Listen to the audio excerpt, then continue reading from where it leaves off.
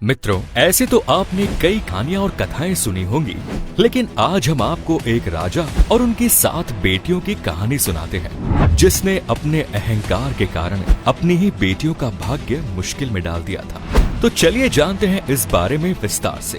बहुत समय पहले की बात है, किसी रामपुर नगर में राजा बाहू रहते थे। राजा बाहू की 7 बेटियां थी। राजा के राज्य में उनकी प्रजा बहुत सुखी से अपना जीवन बिताती थी। उसके राज्य में प्रजा को कोई परेशानी, दुख या तकलीफ नहीं थी। एक दिन राजा के मन में एक विचार आया, जिसके बाद उसने अपने 7 बेटियों को बुलाया और उन सब से पूछा कि ये बताओ, तुम लोग किसका खाती हो।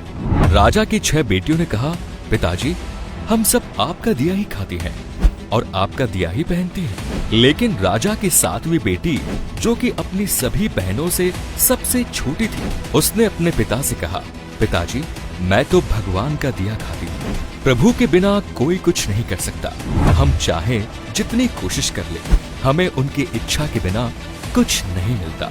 जिसके बाद क्रोध में राजा ने अपनी प्रजा से भी यही सवाल किया। उन सब में भी यही उत्तर दिया कि स्वामी, हम सब आपका दिया ही खाते हैं। फिर राजा बाहू ने अपनी 7वीं बेटी से क्रोध में कहा, मैं सबको खिला रहा हूँ और ये कह रही है कि मैं प्रभु का दिया खाती हूँ। ऐसा कहने के कुछ समय बाद राजा ने अपनी 6 बेटियों की शादी राजघराने में करवाई, लेकिन अपनी 7वीं बेटी का विवाह एक गरीब लकड़हारे से करवा दिया, जो कि जंगल में हर दिन जाकर लकड़ियां काटता है। वो किसी कारण के चलते बीमार पड़ जाता है। वो लकड़हारा बिल्कुल चल नहीं पाता। उसकी दयनीय स्थिति बहुत ही ज्यादा खराब हो जाती है।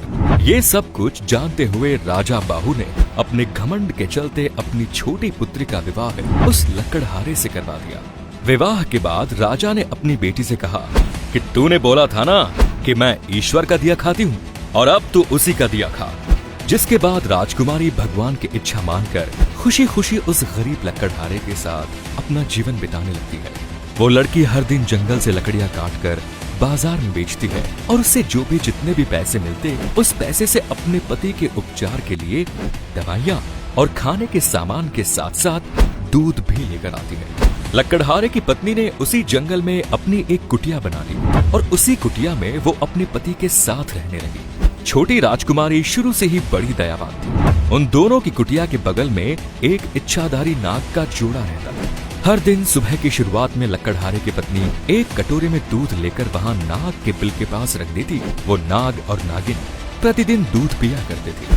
आपको बता दें कि वो नाग कोई आम नाग नहीं, बल्कि इच्छाधारी सांप था। एक दिन उस नाग ने सोचा कि ये स्त्री बड़ी दयालु और परोपकारी है, तो क्यों न इसकी सहायता की जाए। फिर एक दिन उस नाग ने छोटी राजकुमारी के सपने में आकर कहा, बेटी, जिस जगह पर तुम दूध का कटोरा रखती हो, वहाँ तुम गड्ढा खोदना, तुम्हें बहुत सारी संपत्ति मिलेगी।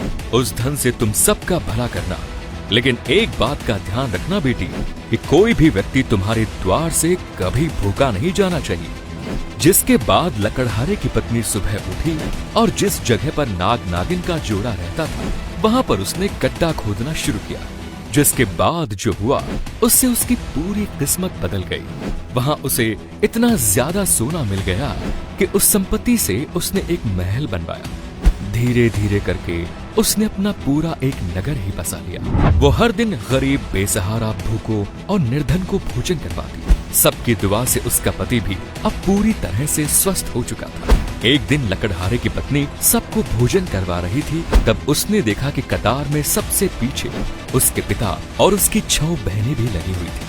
उसने सबको पहचान लिया और अपने पिता से पूछने लगी, पिताजी, आपकी ऐसी हालत कैसे हो गई। राजकुमारी का पिता पहले तो अपनी पुत्री को नहीं पहचान सका।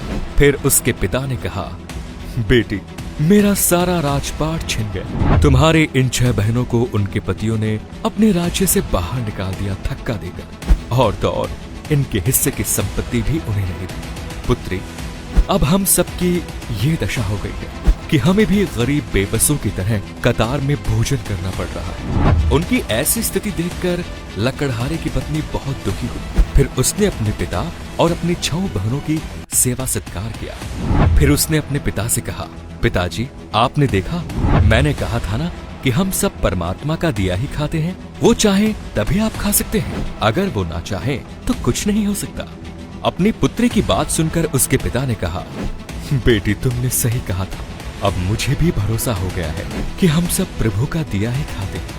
मुझे अपनी भूल स्वीकार हो गई है बेटी, मुझे माफ कर दे। दोस्तों, आपको बता दे कि इस संसार पर जब कोई शिशु जन्म लेता है तो वो अपनी किस्मत अपने साथ लेकर आता है। वो किसी के भरोसे नहीं रहता, क्योंकि सबका पालनहार केवल एक ही है। जो कुछ होता है सब कुछ उसी की मर्जी से होता है।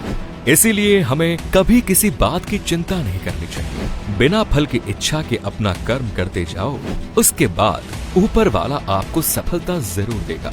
तो मित्रों, आपने जाना कि राजा और उनकी 7 बेटियों की कहानी। यदि आपको पहले से किसी भी बात की जानकारी थी तो कमेंट्स में बताइए। उम्मीद करते हैं वीडियो के जरिए आपके कई सवालों के जवाब आपको मिल गए होंगे। ये वीडियो पसंद आए तो लाइक करें, शेयर करें